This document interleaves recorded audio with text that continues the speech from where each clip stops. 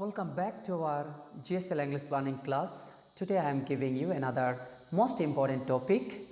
With this most important topic, we can speak, we can make better relationship, and we can make lots of sentences with the help of this topic, and we can understand how can make a sentence, we can understand how to communicate with the other person, we can understand what is called verb and auxiliary verb.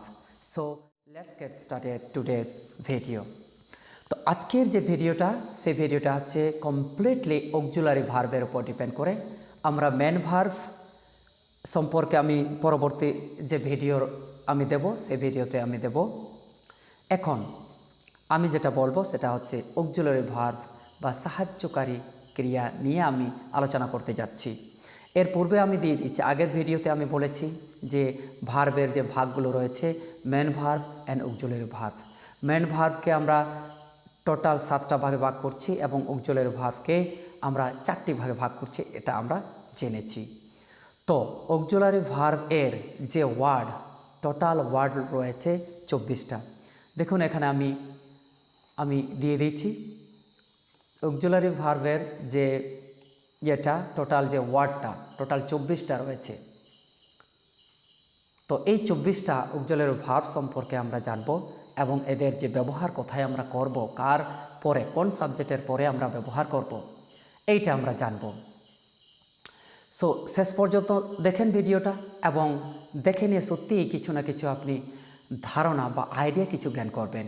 এর পূর্বে আমি জানি অনেক video দেখেছেন, অনেক video দেখেছো এই auxiliary ভার্বের উপর নির্ভর করে, কিন্তু অক্সিলারি ভার্ব যে এত সোজা এবং এত ইজি যে আজকে এই ভিডিওটা শেষ পর্যন্ত দেখেন তাহলে বুঝতে পারবে।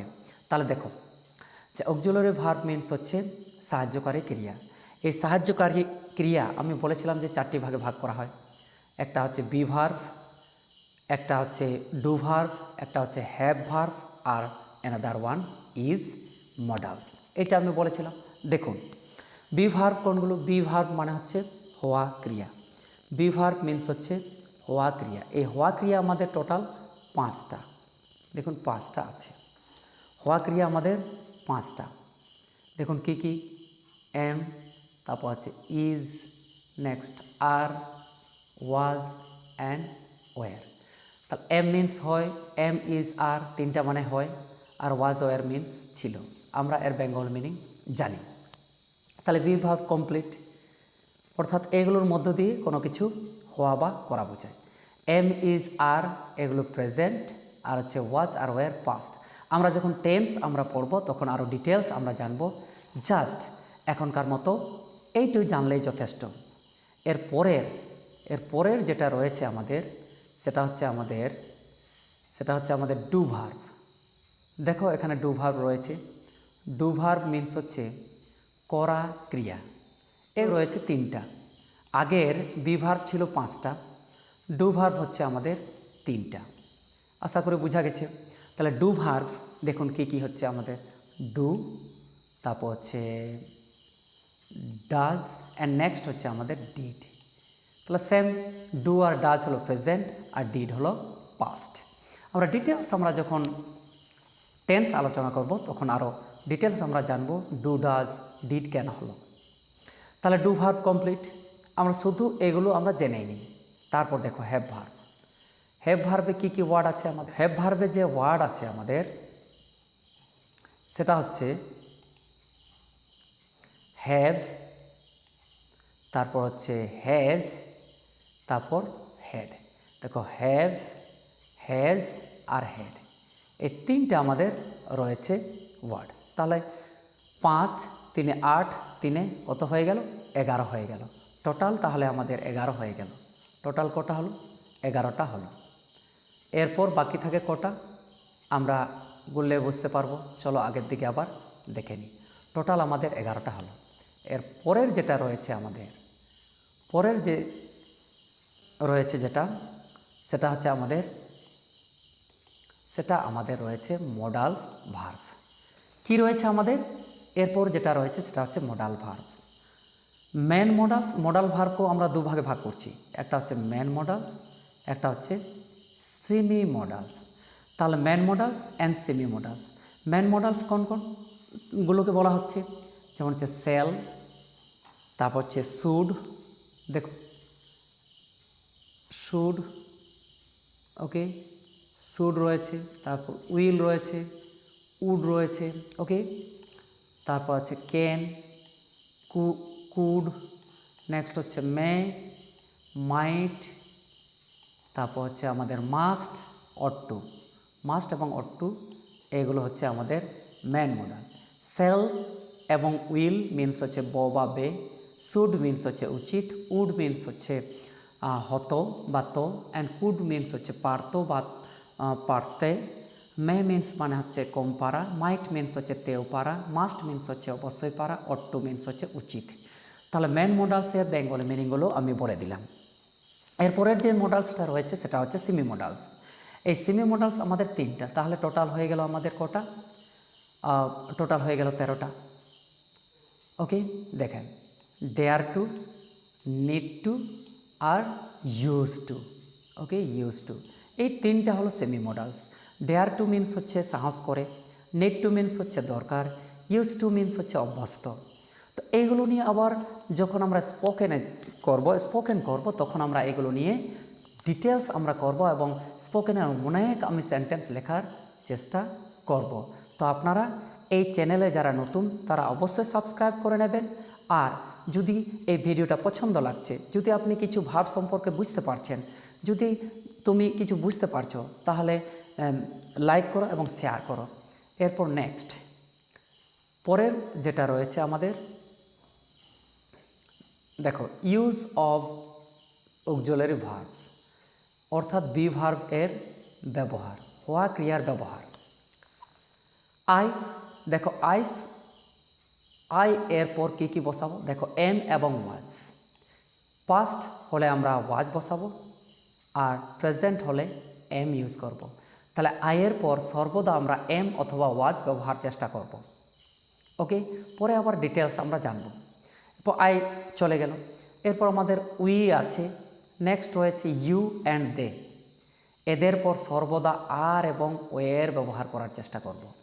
প্রেজেন্ট হলে আর, পাস্ট হলে ওয়ের। তাহলে আশা করি এতদূর বোঝা গেছে।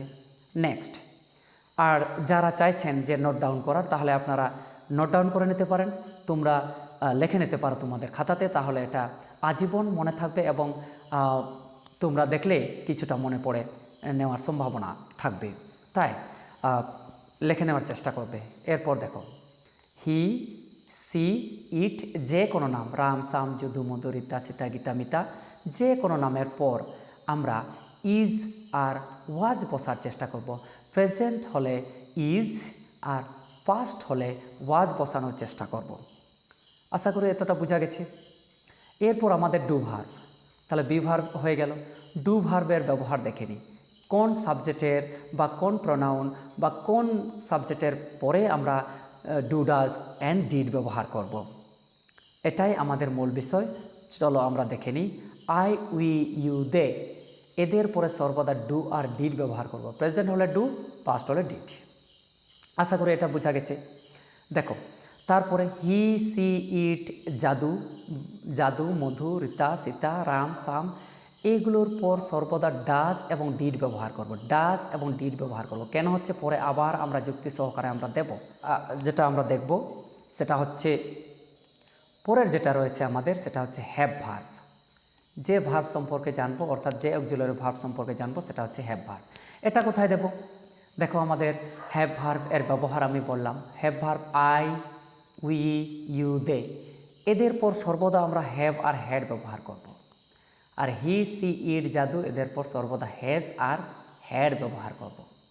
মডালস দেখে নিই, মডালসের ব্যবহার আমরা দু একটা আমরা জেনে নিই। দেখো, আয়ের পর সেল, আর যে we, you, they, he, she, it, Ram, এদের পর সর্বদা উইল ব্যবহার করব। ঠিক আছে, এই দুটো ওয়ার্ড হলো আমাদের ফিউচার মডালস। আমরা পরবর্তীকালে আরও ভালো করে জানব। চলো, এরপরেরটা যেটা রয়েছে, I, we, you, they, he, she, it, Ram, এদের পর যতগুলো আমাদের রিমেনিং যে মডালস রয়েছে বাকি, যে ক্যান কুড শুড উড, তারপর must, ought to, dare to, need to, use to, এগুলো সবেই কিন্তু আমরা এদের পর বসাবো। ঠিক আছে, এরপর দেখো আয়ের পর উইল ব্যবহার করব। আর এখানে দেখো একটা এক্সেপশন কেস আমি দেওয়ার চেষ্টা করেছি, এটা হচ্ছে এক্সেপশন কেস বা ব্যতিক্রমী নিয়ম। আই এর পর উইল ব্যবহার করব যখন কোনো কাজ জোর বুঝাবে। আয়ের পর উইল তখনই বসাবো যখন কোনো কাজ জোর বুঝাবে। যেমন I will do this work, অর্থাৎ আমি এই কাজটি করবই যখন বুঝাবে, জোর বুঝাবে, তখন উইল ব্যবহার করব। We, you, they, he, she, Ram এদের পর সেল হতে পারে যখন কোনো কাজে জোর বুঝাবে। We shall do this work, অর্থাৎ আমরা এই কাজ করবই। তাহলে দেখো অপোজিট হয়ে যাচ্ছে, অর্থাৎ বিপরীত হয়ে যাচ্ছে। উইলটা আয়ের পর চলে যাচ্ছে, আয়ের কাছে চলে যাচ্ছে যখন জোর বোঝাচ্ছে কোনো কাজে, এবং we, you, they, he, she, Ram অর্থাৎ যে কোনো নাম এরপর সেল ব্যবহার করব যখন কোনো কাজ জোর বুঝাবে। কোনো কাজ কি বুঝাবে? জোর বুঝাবে। আশা করি যে বিষয়গুলো আজকে আমি পড়ালাম সেই বিষয়গুলো বোঝা গেছে। অক্সিলারি ভার্বস এর যে 24টা সম্পর্কে আমি বুঝাতে পেরেছি, এবং 24টা যে হেল্পিং ভার্ব রয়েছে আমাদের, সেই 24টা হেল্পিং ভার্বের কোথায় কেন ব্যবহার করব এটাও আমি বললাম। আরও ডিটেলস পরবর্তীকালে আমরা জানব। এবং যদিও আবার যদি প্রবলেম থেকে থাকে তাহলে নিশ্চয়ই কমেন্ট বক্স থেকে কমেন্ট করবেন।